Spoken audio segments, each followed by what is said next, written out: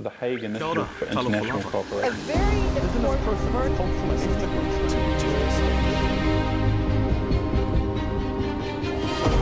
Almost every language the Israel other than Institute of New English Zealand. and My French. roots come from Jerusalem. Hi, I'm Ashley Church from the Israel Institute of New Zealand. I'm here again today with Dr. David Cumin, Fellow Director of the Institute, and this is the Israel Report. And David, I want to have a bit of a conversation with you today about a term which has different meanings to different people. It's a very powerful, very emotive term, and it's the word Zionism. When we set the Israel Institute up, one of the things that we talked about was how we actually handled this whole topic of Zionism, and for me it was always a very emotive, very powerfully charged word. It was a word I was quite concerned about, and when I think back about my reasons and my rationale for that, it was very much around not so much what the word means, but the image that it conveys. And so in terms of the history, I mean, my understanding of the history, and I'm sure you'll correct me if I'm wrong, but is that Zionism as a movement has been around since around about the 19th century. That it was a movement of people who were pushing for essentially a Jewish homeland, a return back to the historical Jewish homeland, which of course is now Israel. But that's not what I think people mean when they talk about that term. They see it much more as being the embodiment of some values, some of which are correct and some of which are not. Interested in your view, well not your view, but your background in terms of the history of what that word's actually about. Yeah, well, I think Zionism is an emotionally charged term, and I think part of the reason for that is because there's been a sustained effort to delegitimize it and turn it into something that it's not, and a lot of misinformation and disinformation, which is partly why we're doing what we're doing, is to set the record straight and put out the truth. The idea, though, the concept of Jews returning to their indigenous lands and having self-determination, Returning home. in their indigenous ancestral homelands, has been around ever since Jews were exiled from the land over 2,500 years ago. And we see this not only in the history, but also in the cultural practices and the festivals that Jews practice. And that is Pesach as being the best example, Passover, the most ancient festival in the world. More than 2,500 years, Jews have sat around a table annually, and at the end of the Seder, at the end of the retelling of the story, have said, next year in Jerusalem. But that word, Zionism, that doesn't go back that far, does it? That's almost a political movement that's much more recent. Yeah, so there's religious Zionism and there's political Zionism, and you're right, the political movement started in the late 19th century. It had a lot of support at the time, but not from outside the Jewish community yet. And primarily religious support. Part of it was religious, but also, as you said, there was a lot of persecution against the Jews happening, particularly in Europe, but also in the Arab states as well. And so there was an understanding that there might be a need for Jews to have self-determination, have their own space, and not be persecuted. That movement did gain some ascendancy from memory either during or just after the First World War with the creation of the Balfour Declaration. So give us a bit of background with that. Yeah, so Lord Balfour in the UK. Who had dominion over, obviously, that area after World War I. After World War I, Britain and France controlled most of the Middle East as we know it. So Lord Balfour was lobbied, essentially, by the Zionist Council to say, we would like a Jewish homeland, we want self-determination, Israel is our ancestral lands. And essentially, Lord Balfour said, we support the idea of a national home for the Jewish people. And this was a cause of a lot of debate and discussion. But the idea of two states for two peoples was in 1947 put in front of the UN. And the Zionists, the Jews, said, look, we've been through a lot now, not only in Europe, but also in Arab lands. There's been pogroms against Jews. Things are not looking terribly great for us.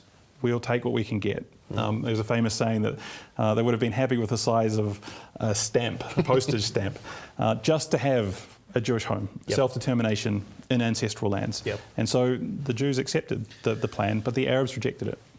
Yes, so there was the vote obviously in 47, which led to the creation of the State of Israel in May 1948. So fast forward to 2019. So obviously the State of Israel was created. Zionism continues to be a movement, even though the state now exists. What does Zionism now mean in 2019? If the state now exists and the original purpose of Zionism was about the creation of an Israeli state, what does it mean now? The continuation of one. Right. And that's important because it's a really important point. because there wouldn't need to be a sense of defending the State of Israel if it wasn't under attack. Yep. And it's not only the State of Israel, it's been under attack through the wars and through the terrorism, but it's now moved beyond that, not totally, but largely beyond that war mentality to a more political arena, where the word Zionism is now being associated with all sorts of horrific crimes against humanity. So that's my next question. So the definition of the word has changed. Well, no, the definition has always remained the same. The definition has always been a movement for the establishment of a homeland for the Jewish people in their ancestral lands. That's been the definition. Now it's a continuation of that. What some people have tried to do is to change that and twist it and associate it with other things and turn it into this nasty movement. So give me some examples of that. Well, the best and well-known example is the United Nations declaration that said Zionism is racism. This was made in 1975, largely at the behest of the Arab bloc and the Russian influence at the United Nations. Fortunately, it was overturned in the early 2000s, and New Zealand actually played a role in that. New Zealand representative walked out of the 2001 Durban conference, where this was up for discussion again, as a stand to say, those days. Well, if only we could. As a stand to say, no, Zionism is not racism. It's not a racist movement, not at all. These countries and these people want to twist it into something else because suits their political purposes. It totally suits their political purposes, but more than that, I think there was a shameful blow to the Arab and the Russian bloc influence after 1967, when the Arab countries tried to destroy Israel again, and in 6 days Israel defeated, pushed back and gained more territory. And that's a real blow to the heart. And now, rather than saying, look, we tried to exterminate you, you defeated us, let's just call it kind of quits and negotiate over what's happened, rather than trying to militarily win again, which obviously they weren't going to succeed necessarily, it became a political movement, a political opposition, a political war. Through the court of public opinion and through the UN and other agencies. Exactly. And that's why it's become such an emotionally charged, associated with all sorts of nasty things, when actually, fundamentally, boiled down to its essence, it's a wonderful story. It's the story of an ancient people returning to historic indigenous lands. Interesting, the other thing that's come out of the work that the Institute's done, and particularly people like Perry Trotter through his series I Am a Zionist, is that being a Zionist is not necessarily about being Jewish or about living in Israel. Anybody can be a Zionist. It's about the belief in a set of values and a belief in an aspiration. Sure, anyone can be a feminist. Yep. It's the same kind of idea. And unfortunately, feminism is also, for all sorts of reasons we won't get into, become associated with nasty things, and some of it might have shifted.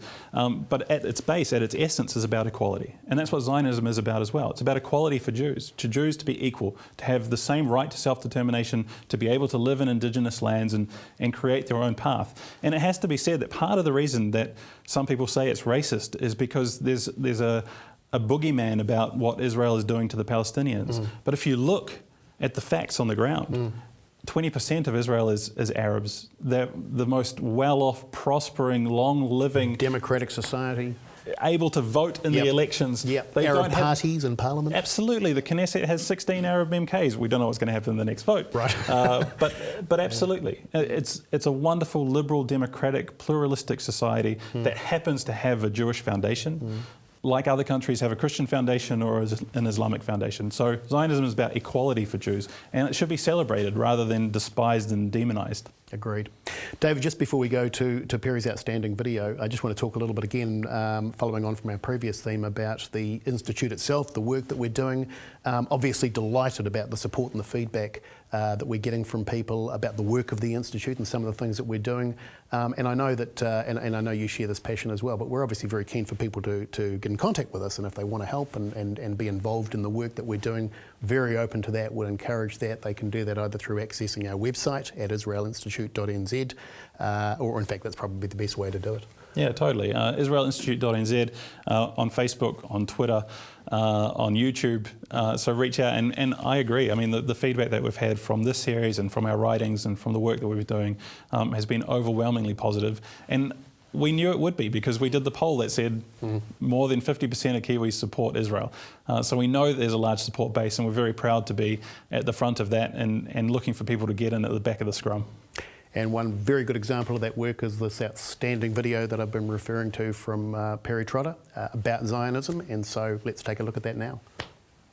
Zionism is a term much misunderstood and one that has become highly politicized. Is Zionism a spiritual religious movement or a secular political movement? The historical record is complex and shows that Zionism takes many forms. It is a multifaceted movement. Zion refers to a hill outside the walls of Jerusalem's old city, where King David's city once stood. From the time of the Jews' first expulsions from the land, they expressed a longing for return. In exile in Babylon, the psalmist wrote a song of lament, yearning for Zion.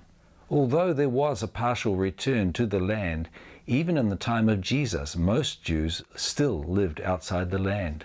Jews were again expelled by the Romans in the 1st and 2nd centuries. The longing to return to Zion persisted, however, and was remembered in prayers and festivals, such as the annual Pesach or Passover prayer next year in Jerusalem. The term Zionism, however, is relatively recent, and it wasn't until the late 19th century that it took on political form as devised by Theodor Herzl. The situation for the Jews in Russia and Eastern Europe had become dire.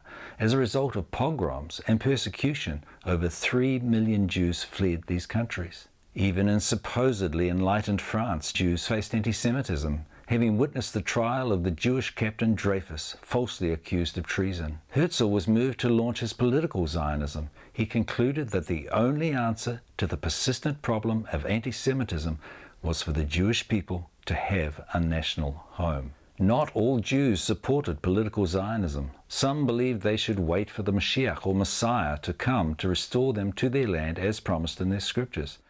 Others were concerned support for a Jewish homeland would lead to accusations of disloyalty to their countries of birth.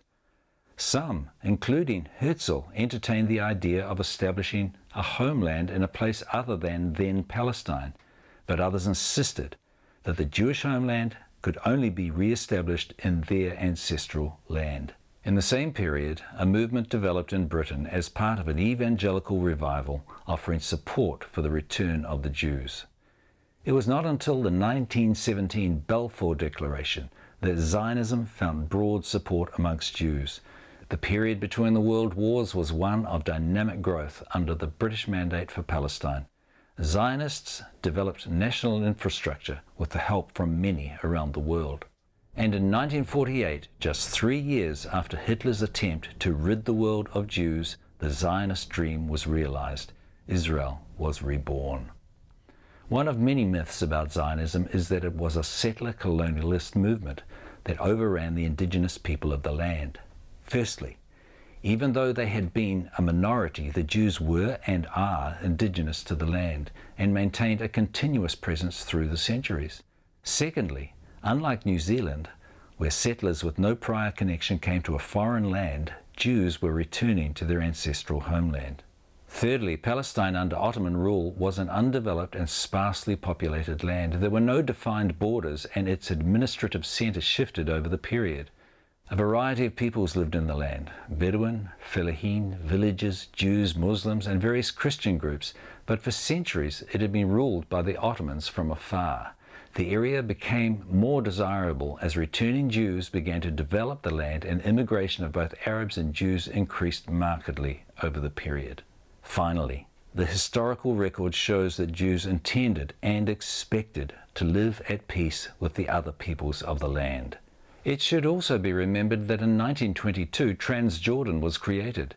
It was originally part of the British Mandate, but was handed over to the Arabs. What was left for the Jews was a tiny piece of land, half the size of New Zealand's Canterbury region. A common accusation is that Zionism is racism. Opponents rail against the very idea of a Jewish state. In reality, it is opposition to the existence of a small Jewish state in a vast sea of Arab nations that is racist. Anti-Zionism rejects the right of self-determination for just one indigenous people group, the Jews. The anti-Semitism of the 1800s gave Zionism great impetus. Tragically, the 20th century saw the murder of 1/3 of the world's Jews. Sadly, the ancient hatred is on the rise once more. Whether viewed through a spiritual, humanitarian, historical, or political lens, Zionism is legitimate, and the argument for a Jewish homeland is as strong as ever. I am Perry Trotter for the Israel Institute of New Zealand. The Hague Initiative for International A Cooperation.